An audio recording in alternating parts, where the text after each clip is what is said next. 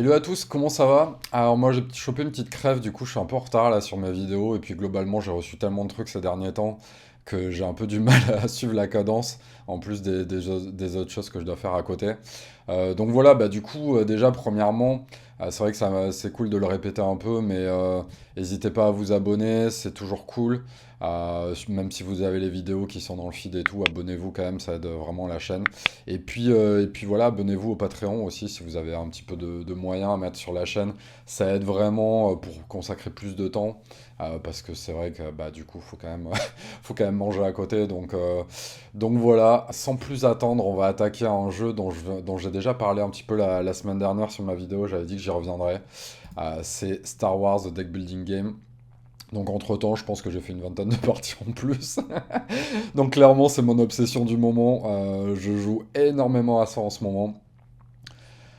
Alors, pourquoi ce jeu a attiré mon attention en premier lieu? Déjà, c'est du designer Caleb Grace, qui est derrière Marvel Champions et Seigneur des Anneaux, JCE, qui sont vraiment deux jeux coop que j'aime beaucoup, beaucoup, et qui ont un design qui est hyper malin, surtout sur Marvel Champions, avec le côté héros alter ego. Bon, je vous laisse un peu vous renseigner sur le jeu, mais en tout cas, vraiment, en termes de mécanique de design de cartes, c'est hyper intelligemment fait.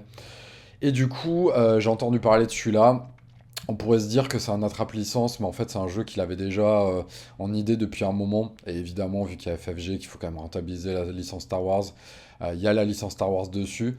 Mais elle est loin d'être anecdotique. Alors, globalement, on est sur du Star Realms évolué.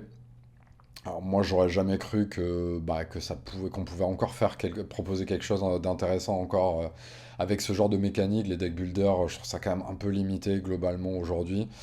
Sauf que là, il y a, on va dire, trois axes qui changent beaucoup la donne.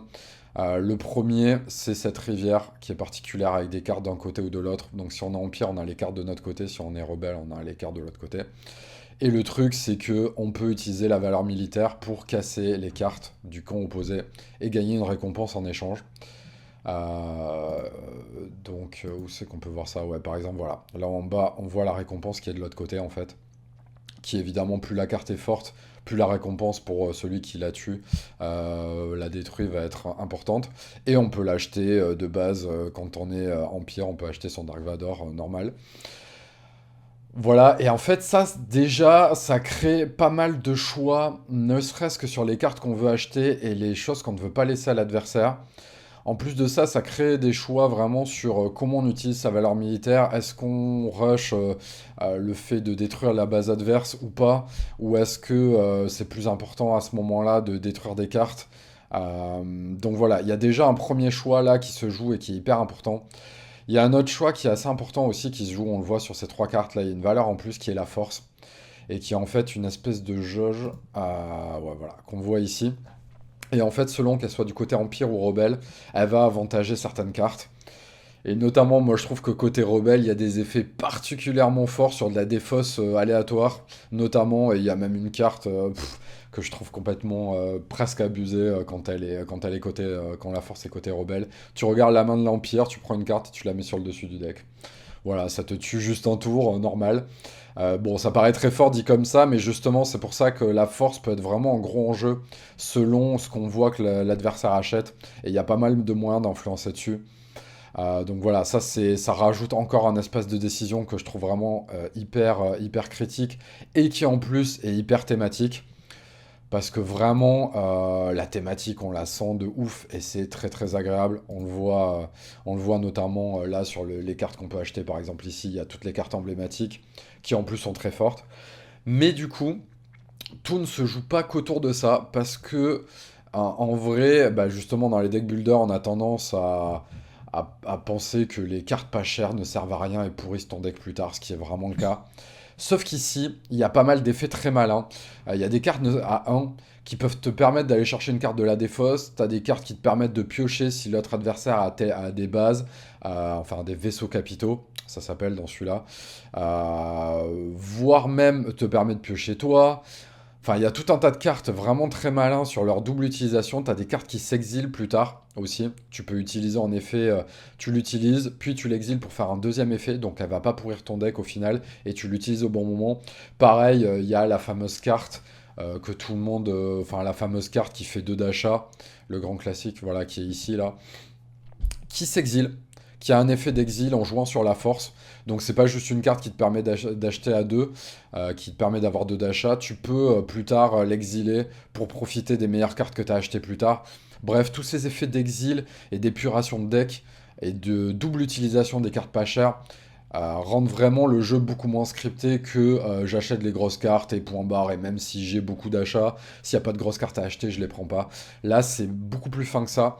Il y a aussi le truc, des fois, on a envie d'acheter des cartes pour pas que l'autre ait la récompense s'il a détruit. Donc voilà. Et le troisième gros axe, j'en avais déjà parlé un petit peu aussi, c'est qu'on a des planètes là qui fonctionnent comme ses propres points de vie. La première planète a 8 points de vie et pas d'effet. Mais dès qu'on arrive sur les autres planètes, en fait, dès qu'on se fait détruire la première planète, on choisit parmi 10 autres planètes laquelle on met en jeu. Et évidemment, elle va avoir un effet permanent ou d'arrivée en jeu. Et donc là, il y a énormément d'espace de décision. Je donne des petits exemples. Il y a une planète, elle a que 10 points de vie, mais quand tu la mets, tu vas prendre une carte directement et gratos dans ta main, de ta faction ou neutre. Donc autant dire que si t'es Empire et qu'il y a Dark Vador, bah, l'adversaire va vraiment hésiter, va vraiment essayer de choisir le meilleur timing pour détruire ta première planète, parce qu'il sait très bien que derrière, tu peux mettre une planète qui te permet d'avoir Dark Vador gratos dans la main. Sachant qu'évidemment, le rebelle a aussi ce genre de planète, bien évidemment. Il y a une planète pour exiler 3 cartes, il y a une planète pour récupérer la force de ton côté, et puis après, il y a tout un tas de planètes qui vont jouer avec des spécificités de l'Empire ou du Rebelle. Il y a l'étoile noire, évidemment.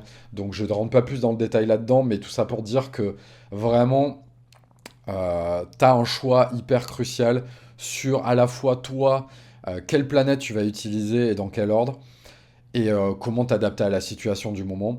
Et en plus de ça, à quel timing péter les planètes adverses, parce que tu sais très bien qu'il peut aller chercher telle ou telle planète qui peut retourner la situation. Donc voilà, et tout ça en plus, ça rend un jeu vraiment hyper thématique sur l'esprit Star Wars. Donc comme je disais, moi je suis pas un hardcore fanboy de Star Wars, mais c'est un univers qui m'a toujours parlé. Et là vraiment, on le sent hyper présent, c'est hyper malin. Voilà, je crois que j'ai fait 30 parties faciles en moins de 2 semaines. Ça se joue très très bien. Si tu veux le jouer en mode un peu compétitif, je mets des guillemets, mais tu peux faire l'aller-retour Empire Rebelle et compter combien de bases restantes et combien de points de vie restants sur tes planètes. Enfin, combien de planètes restantes. Je confonds avec Star Realms, du coup, avec le lexique Star Realms. Mais voilà, je ne peux que vous le conseiller. Il est un petit peu cher pour ce qu'il propose, enfin pour un type de jeu, pour ce type de jeu, c'est un petit peu cher. C'est vers les 30 et quelques euros. Mais le packaging de la boîte est plutôt cool. Il y a évidemment de la place pour les futures extensions, de la place pour protéger les cartes, ce qui va vite devenir indispensable. Et je trouve que le pool de cartes déjà de cette boîte est déjà intéressant. Alors, c'est un jeu qui suffit en tant que tel. Évidemment, il y aura des extensions plus tard comme du Dominion ou du Star Realms, mais c'est pas un jeu évolutif, c'est un jeu dont la boîte se suffit en tant que tel. Et ce que j'ai pas dit, bah, c'est un jeu exclusivement 2 joueurs. Voilà, c'est un peu son principal reproche. Les parties font entre une demi-heure et 40 minutes, elles passent très très rapidement.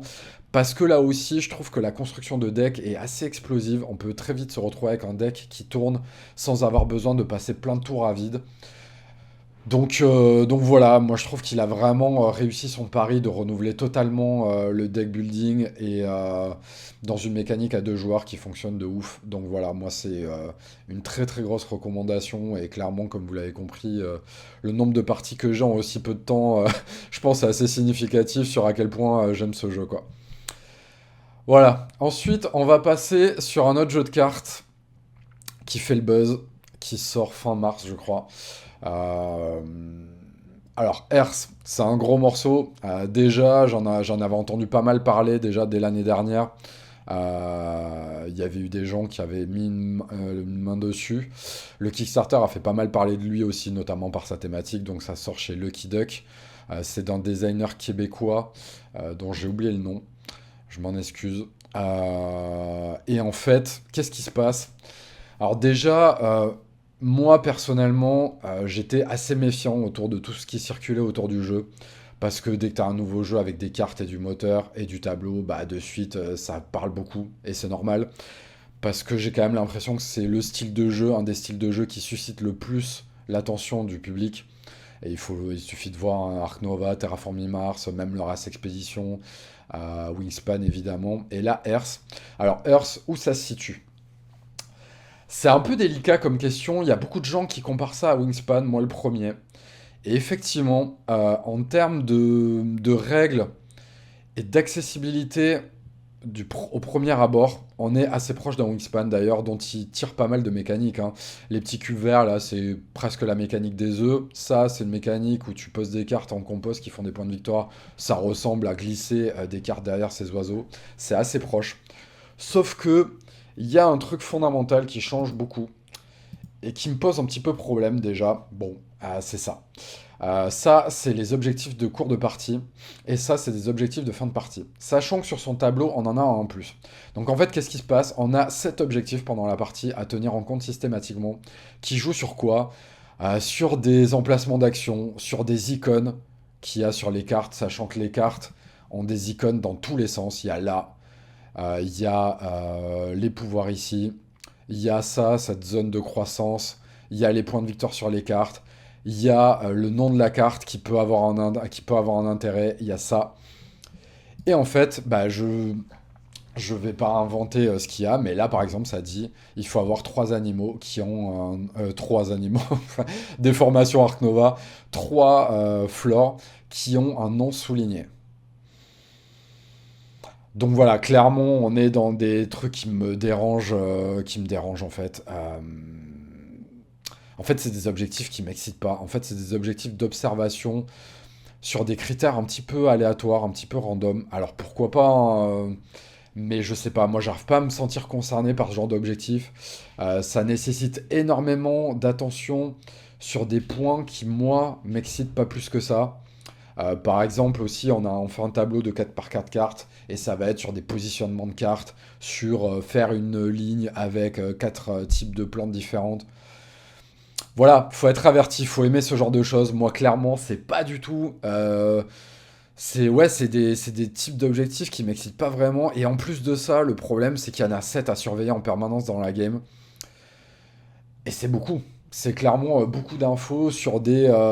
En fait, tu te retrouves du coup à poser des cartes, pas pour l'excitation de l'effet qu'elles vont procurer, mais parce qu'elles vont remplir tel et tel objectif. Et sachant que, bah, comme je dis, il y en a, c'est des objectifs un petit peu random, genre vraiment des cartes soulignées. Il y en a une sur les noms, les mots en italique. Il y en a une sur, il faut avoir tous ces espaces de croissance remplis et tous ces petits cubes remplis. Il y en a sur faire une diagonale, t'as fait deux diagonales. Enfin, voilà, alors c'est très varié, hein, c'est cool, il n'y a pas de souci. Mais déjà, la thématique, très vite, on l'oublie, faut pas se leurrer. Et moi, j'ai l'impression de jouer à un tableur Excel géant et solitaire. Parce que oui, t'as une mécanique à la Race Expedition où un joueur, ou évidemment Race for the Galaxy, hein, où un joueur va déclencher une action et l'autre va avoir l'action minorée. Et après, le petit catch qui est pas mal, c'est que derrière, t'actives toutes les cartes qui ont ce symbole, qui ont cette couleur d'action. Donc tu as des effets en cascade de combos dans tous les sens, donc ça va plaire, mais c'est absolument solitaire, tu joues totalement dans ton coin. Une fois que tu as déclenché tes actions, tu es complètement focalisé en permanence sur ton tableau, sachant qu'il nécessite, comme je disais, beaucoup d'entretien, il y a beaucoup d'effets, beaucoup d'éléments à surveiller sur des icônes, des éléments de texte, des éléments sur les cartes aussi, parce que les cartes peuvent accueillir des petits cubes, mais elles peuvent accueillir aussi des espaces de croissance, mais elles ont des points de victoire. C'est beaucoup. Moi, je trouve que... En fait, du coup, c'est pour ça que, oui, en termes de feeling, on se rapproche de choses comme Wingspan, donc autant dire qu'effectivement, moi, c'est pas trop ma cam, de base. Mais j'aime bien quand même parce qu'il y a une mécanique combinatoire qui est beaucoup plus satisfaisante que dans Wingspan. T'as un truc d'asymétrie aussi au début où tu choisis des cartes qui vont comboter entre elles, tu choisis une île, un climat et tout. Même cette mécanique de sélection d'action, moi je l'aime bien, mais je trouve que ça crée pas vraiment d'interaction, c'est le même problème dans Race Expedition pour moi. C'est plus des mécaniques de coop, je trouve, c'est plus intéressant en coop ou avec des bots, ce genre de choses. Donc j'ai l'impression qu'en solo, ça va être très bien, mais en multi, tu joues totalement dans ton coin. Je trouve que les mécaniques sont pas très excitantes à expliquer. Du coup, voilà, on a l'impression quelque part, c'est beaucoup plus combinatoire que Wingspan, ça c'est agréable. Il y a le petit côté Everdell, la fin de partie est déclenchée quand le tableau de 4x4 d'un joueur est fini, il gagne un bonus dessus. Donc voilà, il y a des trucs que j'aime bien quand même, vraiment, je préfère largement jouer à ça qu'à Wingspan parce qu'il y a quand même un côté plus combinatoire moteur que je trouve plus satisfaisant là-dedans. Mais pourtant, pour autant, il y a non seulement cet aspect un petit peu Wingspanesque, random, des points de victoire que tu fais en cours de partie et des objectifs qui me dérangent vraiment, sachant qu'il y en a beaucoup plus que dans Wingspan, du coup, comme j'ai dit, il y en a 7 à traquer en permanence. Et ça se joue beaucoup quand même là-dessus. Plus tous les effets des cartes à traquer aussi, parce qu'il y a des effets de points de victoire sur certaines cartes, selon la manière dont elles sont positionnées et à côté de quel type de cartes elles sont positionnées. Donc c'est énormément de choses à traquer. Moi j'ai l'impression de jouer à un tableur Excel géant et solitaire. Donc c'est pas forcément un reproche pour tout le monde, hein. Il y a des gens qui vont aimer ça. C'est vraiment un puzzle géant sur lequel tu vas essayer d'optimiser au maximum tes points, sachant que le jeu est de toute façon très peu contraignant. Et c'est là où il y a un peu le côté familial de la chose, c'est que quels que soient les gens avec qui tu joues, ils vont faire des trucs. Tout le monde va faire des trucs. Tu vas avoir l'impression, tu vas poser des cartes, tu vas mettre des petits cubes, tu vas activer des effets. Donc il y a quand même ce côté un peu satisfaisant pour tout le monde, mais que je trouve un peu aussi satisfaisant pour personne, parce que du coup, comme le jeu a peu de tension et a un côté hyper puzzle solitaire, d'optimisation de points, mathématiques pures, et c'est là où je trouve que le jeu se revendique un petit peu familial, alors que moi je trouve que derrière, on sent que c'est un matheux qui a fait des tableurs Excel, sûrement très compétent pendant des années. Bah voilà, du coup, il y a un côté très froid, très solitaire, qui moi m'excite pas vraiment. On est totalement décorrélé de la mécanique, là, vraiment, de tous les jeux que j'ai cités, je pense que c'est le moins thématique, hein, clairement. Parce qu'à côté de ce côté ultra calculatoire, quasi mathématique, voilà, on a vraiment l'impression d'une matrice. Est-ce que c'est mal pour vous? À vous d'en juger en fait. Parce qu'il y a aussi ce truc de tu peux totalement passer outre tout ça et le jouer en mode quasi no-brain et détente. Et ça va marcher en fait quelque part. Donc voilà, moi je sais pas comment me positionner par rapport à un jeu comme ça. Ce que je sais, c'est que moi, ça m'excite pas vraiment de jouer à ça. Voilà, vous êtes prévenus par rapport à vous, ce que vous aimez comme type de tension dans un jeu. Voilà, moi ça me correspond pas. Peut-être que vous, ça va vous correspondre. Moi j'ai beaucoup de mal avec ça. Mais je préfère que Wingspan et je le trouve pas désagréable. Si on le sort, moi je le garderai pas, je pense pas, mais si on le sort, je serais peut-être pas contre une partie avec des gens qui connaissent déjà le jeu et tout, pourquoi pas. Peut-être que je découvrirai des choses plus tard. Moi, ça me donne pas spécialement envie de l'approfondir beaucoup plus. C'est pas vraiment, c'est pas vraiment un truc qui m'amuse beaucoup. Voilà, voilà. Après avoir totalement des Earth, on va parler d'un jeu plus léger qui est Colorado, qui est un jeu dont pas grand monde a parlé. C'est du même designer dont Joachim Tom, que je sais pas comment ça se prononce, Tom, je suppose, que les Vallées du Vent, la tribu des Vallées du Vent, chez la boîte à jeux qui était sortie fin d'année dernière, que j'aimais bien, que je trouve plutôt sympathique. Mais Colorado, je trouve ça presque encore plus sympathique. Je trouve que. Donc, encore une fois, on sent que c'est un designer qui a quand même des bonnes idées mécaniques centrales. Et là, la bonne idée, c'est d'essayer d'un peu renouveler le genre du roll and write en ayant un petit côté jeu de cartes en même temps. En fait, à ton tour, tu vas appeler une carte pour essayer de faire une famille de 3 dans la même couleur. T'appelles cette carte et tu as deux choix d'action sur cette carte qui sont en fait, il y a l'action carte, l'action pépite et l'action coche. Et dans ces trois actions, tu as un choix parmi deux. Et en fait, du coup, on se retrouve avec pas spécialement qu'un jeu à cocher parce qu'il n'y a qu'une action parmi trois qui fait de la coche. Mais bon, en vrai, le cœur du jeu reste quand même cocher des choses sur son plateau. Mais du coup, le petit truc malin, c'est que quand tu as réussi à faire en fin de tour ta petite famille de trois. Alors déjà, oui, ce que je dis pas, c'est que du coup, tout le monde enclenche cette action. Donc même pendant le tour des autres, il y a une espèce de côté simultané. Et donc chacun va faire sa petite action qui va potentiellement lancer des combos derrière. Typiquement, j'ai une action coche, je peux poser une carte gratuite, puis cette carte gratuite va me permettre de relancer une autre action qui va me faire poser une autre carte, qui va me faire poser une autre carte. Donc en gros, la première action, elle est commune, et après toutes les actions que toi tu vas potentiellement lancer en cascade, elles vont être que pour toi. Et là-dedans, de ta manche, à la fin de la manche même, pour tout le monde, si t'as des familles, tu vas pouvoir révéler une nouvelle région. Parce qu'au début, on va dire, tu démarres sur une de ces deux régions rouges, et après, tu vas pouvoir t'étendre aux régions adjacentes, en fait. Et du coup, chacun va faire un peu son propre trajet, et il va y avoir des majos sur qui a le premier à avoir découvert toutes les régions bleues, toutes les régions vertes, tout ça. Donc tu as un plateau commun où tu vas cocher tes points de victoire. Et en fait, il y a une espèce de course parce que le premier à cocher dans la case centrale, là, il va enclencher la fin de la partie. Donc du coup, il y a ce truc de à la fois j'ai envie de scorer très gros et pas trop vite parce que je préfère plutôt que de scorer des petits trucs faciles à 2 points, j'ai envie de scorer des gros trucs à 10 points. Mais en même temps, si quelqu'un rush la partie et score beaucoup de trucs pas très chers et que toi au final ton moteur a été tellement long que bah, t'as quasi rien scoré, bah, c'est quand même lui qui va gagner. Donc du coup, il y a les régions, il y a la concurrence sur les régions, il y a une zone de Tipeee aussi où il va y avoir des majos, du saloon, du cowboy.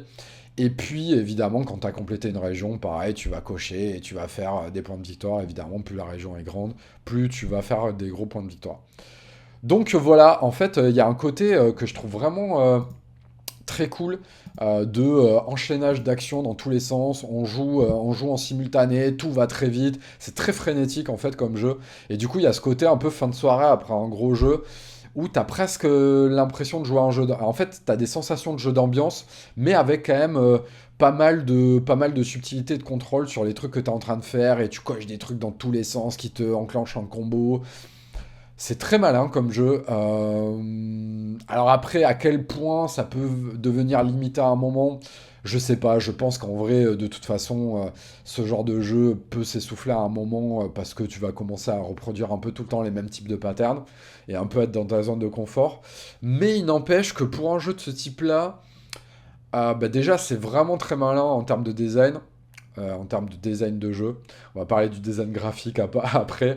Mais voilà, t'as ce côté, si t'as envie de faire des fins de soirée un peu sur un truc un peu frénétique, bam bam bam, t'enchaînes dans tous les sens, tout le monde joue en simultané, et tu fais des trucs, tu prends des majos, tu coches des trucs ici, puis tu coches des trucs sur le plateau central, t'as une majo, t'es content, t'as grillé quelqu'un. Il y a un truc assez cool là-dedans qui se passe, moi que j'aime vraiment bien. Par contre, là, ça engage que moi, mais j'ai quand même l'impression que le design graphique du jeu aide pas vraiment à sa visibilité. Parce qu'en vrai, j'ai quand même l'impression que c'est un jeu qui potentiellement pourrait être pas mal fédérateur.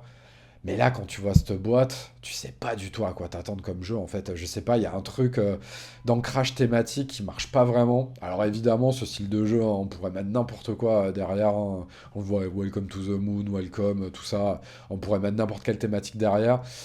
Mais bon, c'est le genre de jeu, j'ai l'impression qu'il se vend en magasin sur la gueule de la boîte. Et là, la gueule de la boîte, dites-moi ce que vous en pensez, mais malheureusement, j'ai pas l'impression que ce soit ultra vendeur. Alors après, c'est pas hyper moche et tout, mais je sais pas, il y a un truc pas très vendeur là-dedans.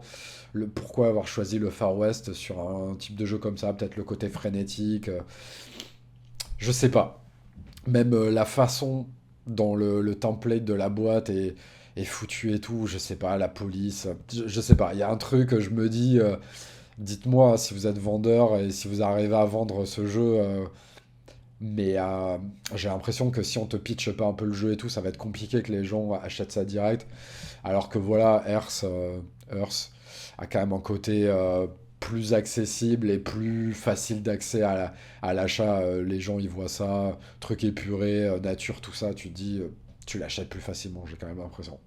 Voilà, c'était un peu my two cents sur le design graphique. En fait, de toute façon, plus tu t'adresses à un public familial, plus ce genre de choses va quand même avoir une importance cruciale parce que la façon dont il est achalandé dans une boutique bah, va beaucoup conditionner ses ventes, j'ai l'impression. Donc voilà, c'était un peu, voilà, c'était un peu mon avis sur ces trois jeux-là. Donc voilà, n'hésitez pas à dire ce que vous en pensez si vous avez déjà joué. Et on va tenter un petit nouveau truc aussi parce que j'ai beaucoup de jeux en retard. Et je voulais un peu voir un peu dans les commentaires, bah, vous, qu'est-ce que vous avez envie que je traite en priorité. Donc là, dans mes trucs, il y a Great Western Argentina et Great Western tout court, en fait, la saga Great Western. J'ai envie de faire une vidéo là-dessus qui traîne depuis décembre, hein. J'ai pas réussi à la caler encore parce que ça demande à la fois du temps et à la fois j'ai envie de rester un peu un poil dans l'actu aussi en même temps. Donc voilà. Mais j'ai envie d'en faire une grosse vidéo dessus. Donc dites-moi si ça fait partie des trucs que vous attendez. Il y a une grosse vidéo sur Dune aussi que j'ai envie de faire, à la fois pour traiter de la dernière extension et de l'état du jeu avec toutes ces extensions et qu'est-ce que je pense un peu avec le recul de l'ensemble de tout ça.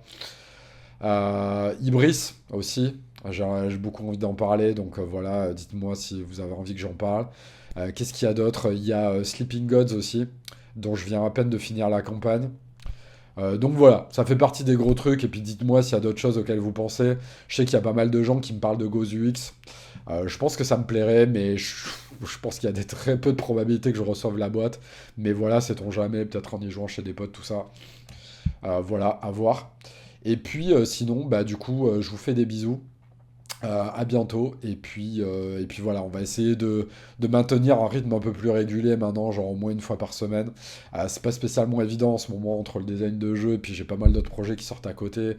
Et puis il faut que je fasse de l'argent aussi. Donc on va pas se le cacher, ça rend un peu la publication des vidéos un peu erratique. Mais voilà, dès que j'ai des sujets un peu cool que j'ai envie de traiter, de toute façon je le fais. Donc voilà, merci du soutien et puis à bientôt. Des bisous, ciao.